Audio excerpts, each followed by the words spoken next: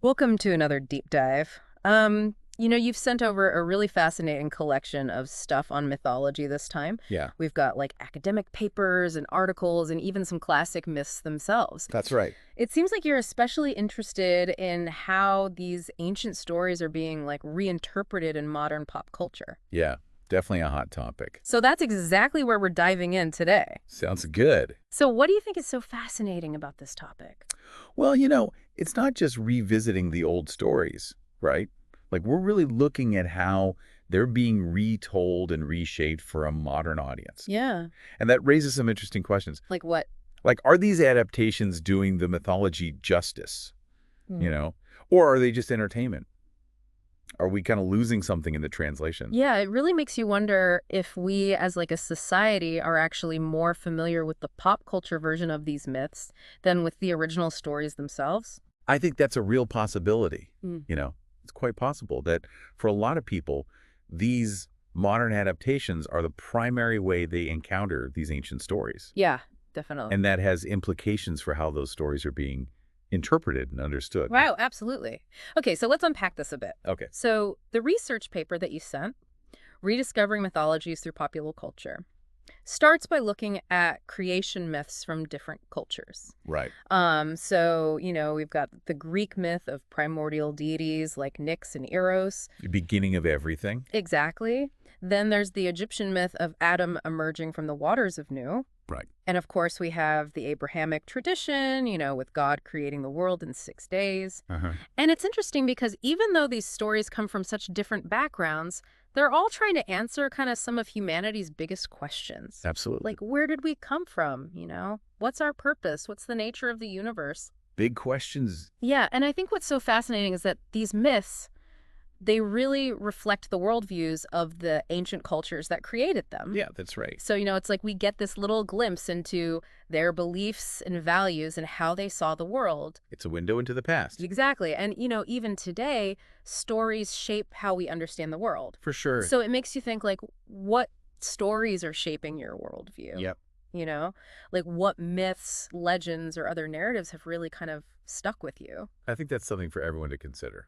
Definitely. It reminds me of something in Saxby's essay, Myth and Legend, Oh, yeah? where he talks about the distinction between like myth and legend. That's a tricky one. Right. So he says that myths tend to deal with these big universal themes like creation or a natural phenomena. The grand scheme of things. Yeah, while legends often focus on specific individuals and their, heroic deeds. More grounded in a way. Right. But he argues that both types of stories have the power to really shape our understanding of the world. Absolutely. They provide a framework for making sense of things. For sure. Okay, so now let's dive into how pop culture is actually bringing these myths to life. Okay. We see it everywhere, right? Like music videos, movies, TV shows, books. It's everywhere you look. They're all drawing inspiration from this well of mythology. An endless source of material. Exactly. And it's not just like rehashing the old stories either. No, they're putting new spin on them. Yeah. Let's start with music. Katy Perry's Dark Horse video, for example. Yeah. It offers this really modern take on Cleopatra. Interesting. It goes beyond just, her beauty and love affairs. Right. It really portrays her as this powerful and independent woman. I see what you mean. Yeah, the video uses a lot of powerful imagery to make that point. Yeah. She's adorned with Egyptian iconography, and her clothing and demeanor project this air of authority and strength. Exact. It's quite different from the more traditional representations of Cleopatra, which often focus on her romantic entanglements. That's really interesting. It's like they're using these ancient symbols, but to give this modern message about female empowerment. Absolutely. It makes you wonder if this reinterpretation could actually change how people view Cleopatra. It's definitely possible. Right. These pop culture representations can introduce new perspectives and challenge traditional interpretations. Absolutely. Okay, on to movies. Right. We've got a whole range of films based on Greek myths like Gods of Egypt, Troy, and Hercules. Right. And then there's Wonder Woman, which, while it's inspired by Greek mythology, also incorporates elements of like feminist thought. A modern twist. Yeah, for sure. And Wonder Woman is a great example of a film that draws on ancient mythology, but explores these really modern themes. Like it places these powerful female characters in a context where they can, challenge traditional gender roles. It's a statement. Exactly. And sends a message about female empowerment and agency. For sure. Speaking of powerful women, the movie Black Panther, while it draws on its own unique Wakandan mythology, it also has some influences from ancient Egypt.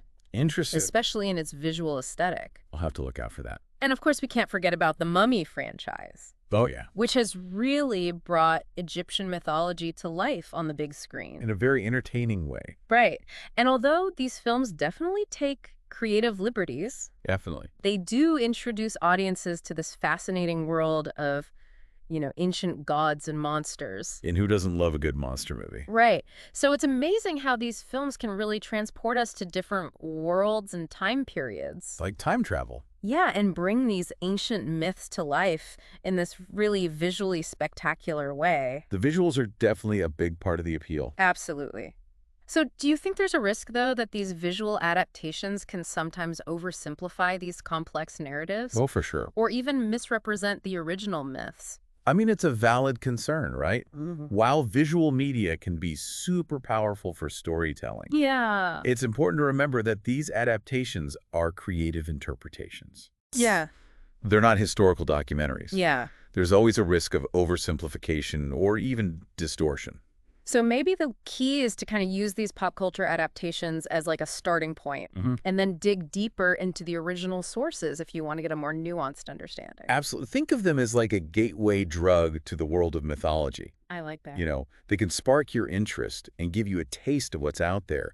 But the real journey begins when you start exploring the original texts. Okay. I'm already adding a few more books to my reading list. Always a good thing. But for now, let's stick with movies for just another minute. Okay. One film that really stands out is Oh Brother, Where Art Thou? Oh, yeah. It's a modern retelling of Homer's Odyssey, Right. but it's set in the American South during the Great Depression. An interesting juxtaposition. Right. It's a brilliant example of how a classic myth can be reimagined in a totally different setting and time period while still retaining those core themes. The heart of the story. And it shows how adaptable these stories are. Yeah. And how their messages can really resonate across cultures and time periods. They speak to something universal.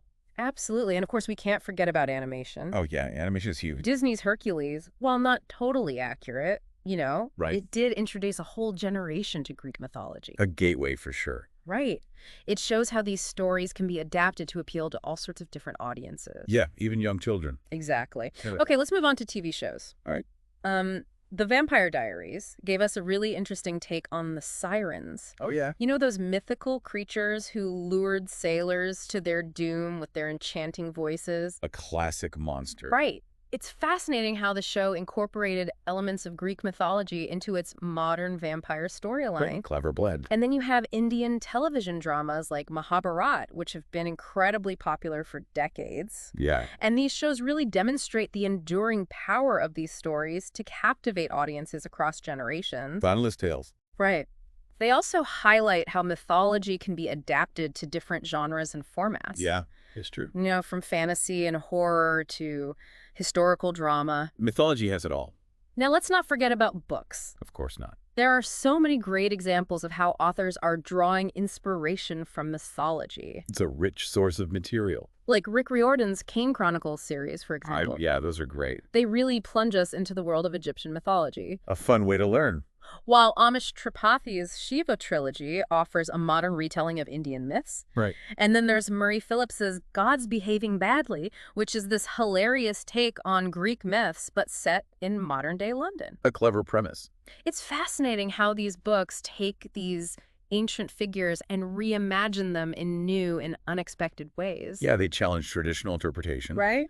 And offer fresh perspectives on familiar stories. It's a reminder that these myths are not static, They're constantly evolving and being reinterpreted. It's like these authors are saying, hey, these stories are still relevant today, and here's why. They still have something to teach us. Exactly, and that's what's so exciting about this whole exploration of mythology and pop culture.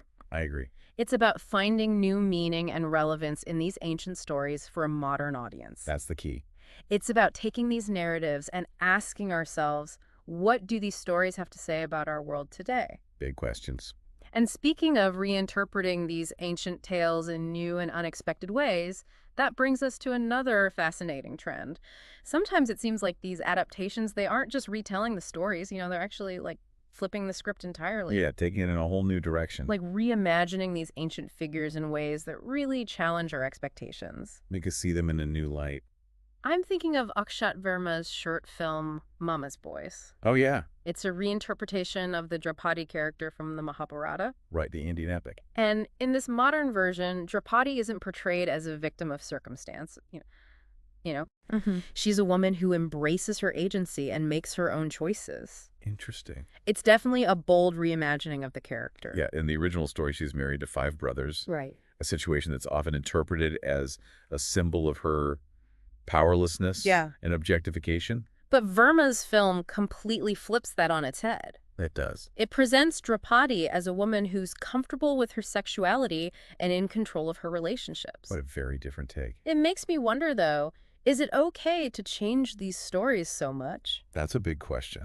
Where's the line between creative interpretation and disrespecting the source material? Well, that's a question that comes up a lot when we're talking about adaptations, and there's no easy answer. Right. Some people believe that these stories should be treated as sacred and shouldn't be altered at all. Others argue that myths have always been fluid and open to interpretation. So where do you stand on that? Personally, I tend to believe that these myths have always been evolving. I mean, think about it. They were passed down orally for generations before they were ever written down. Right. So they were constantly being reshaped and reinterpreted just through the act of storytelling. Yeah.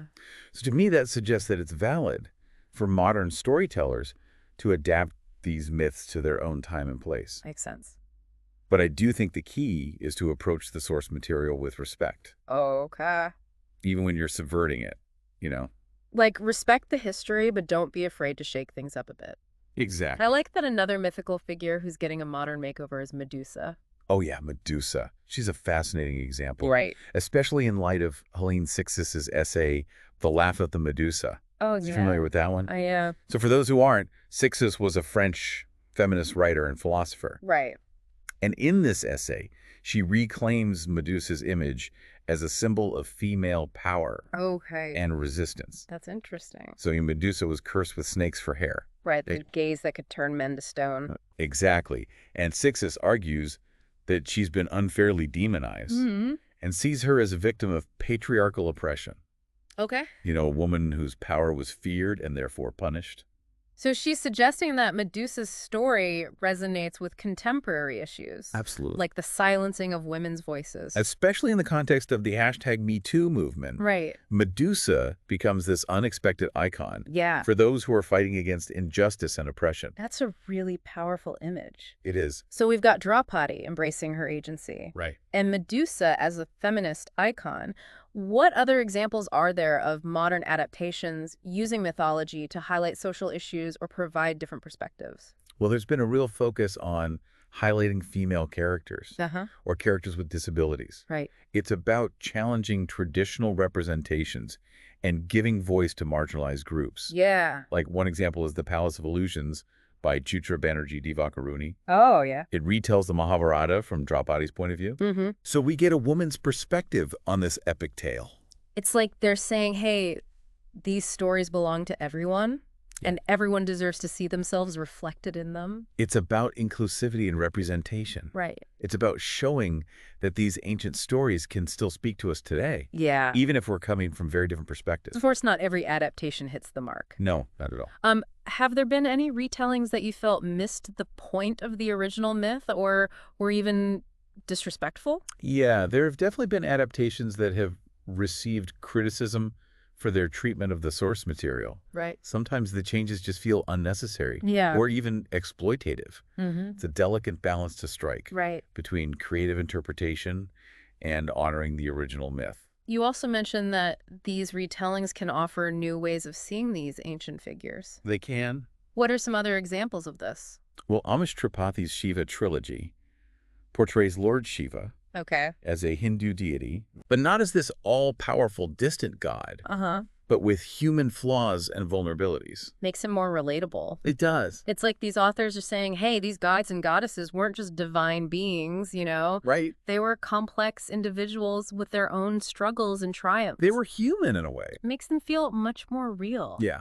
This actually connects to a point made by Chimamanda Ngozi Adichie Oh, yeah. in her famous TED Talk about the danger of a single story. Powerful talk. When we only hear one perspective, one interpretation of a story, we risk missing out on the richness and complexity of human experience. It limits our understanding. And these retellings are a reminder that there are always multiple sides to every story. Absolutely. Love Chimamanda Ngozi Adichie. Yeah, she's brilliant. She's so right. If we only ever hear the Greek myths from the perspective of Zeus and the other male gods, for example, we miss out on the stories of Hera, Athena, Aphrodite, all the incredible female figures who were such a crucial part of these narratives. Exactly. And that's true for the mythology of any culture. Right. It's so important to seek out diverse voices and perspectives. Yeah. So we can gain a more complete understanding of these stories. So our conversation has really highlighted how pop culture is keeping mythology alive. It is. And giving us all these fresh perspectives on these ancient tales. New ways of seeing them.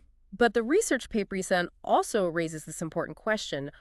Are we forgetting the originals? Yeah, that's a valid concern. And the research paper's findings are pretty striking. What did they find? Well, their survey indicated that 95% of respondents learned about mythology through pop culture. Wow. Rather than original texts. 95%, that's a huge number. Does that mean we're in danger of a world where everyone thinks Hercules is just a Disney character and Medusa's a cool tattoo design? I wouldn't go that far, but it does raise some important questions. Like what? Are we losing something by primarily experiencing these stories through a pop culture lens? Uh-huh. Are we missing out on the depth and nuance of the original texts? Those are tough questions. What do you think? It's a complicated issue. Yeah. On the one hand, it's incredible that these stories are reaching such a wide audience through pop culture. That's true. It keeps them alive and relevant in a way that traditional scholarship might not. It's true, if a superhero movie gets people interested in Norse mythology, that's a win, even if it's not 100% accurate. Exactly. It can spark curiosity and encourage people to delve deeper. Right? But on the other hand, there's a danger that these simplified, sometimes sensationalized versions can overshadow the richness and complexity of the original myths. So how do we strike a balance? That's the challenge. How can we appreciate these adaptations while also making sure that the original stories aren't forgotten or misrepresented? I think education is key. Okay. They need to encourage people to go beyond the surface level. Yeah. And really delve into these myths. We need to provide resources and opportunities for people to engage with the original text in a meaningful way. So it's like, don't just watch the movie, read the book. Or even better, read multiple versions of the story from different perspectives. The more interpretations you're exposed to, the richer your understanding becomes. And that's the exciting thing about mythology. It's a never-ending journey of discovery and reinterpretation. Absolutely. These stories have been around for centuries, and they're still inspiring new ideas and conversations. It's amazing. It really speaks to their enduring power. Yeah. They tap into something fundamental about what it means to be human. Yeah. Our need to understand ourselves, our world, and our place in the cosmos. It really sounds like pop culture is a bit of a double-edged sword when it comes to mythology, huh? Yeah, kind of, yeah. Like, on the one hand, it's introducing these ancient stories to, like, way more people. Yeah. A wider audience than ever before and keeping them alive. All right. But at the same time, there's that risk of, like, oversimplifying or even, misrepresenting them. It's tricky. It's definitely a balancing act. For sure. So it sounds like the takeaway here is to enjoy the movies and the music and the books. Yeah. But just to be aware that they're just, one interpretation. Don't let that be your only experience with these stories. Yeah. Dig a little deeper. Explore those original texts and, form your own opinions. Absolutely. Be an active participant in how these myths are understood. Don't be passive. Yeah, don't just accept the pop culture version at face value. Question it. Challenge it, yeah. And look for other perspectives. That's how we keep these stories alive. And relevant. For sure. Now, before we wrap up, I have one final thought for you to ponder. Okay, shoot. If you were to reimagine a myth for, the modern world, what story would you choose? Ooh, that's a good one. And what message would you want to convey? I have to think about that. I hope this deep dive has encouraged you to, kind of explore the world of mythology even further. Definitely. Whether you're diving into classic texts or checking out, the modern adaptations, there's like this whole universe of stories out there just waiting to be discovered. It really is. So happy diving. Always happy diving.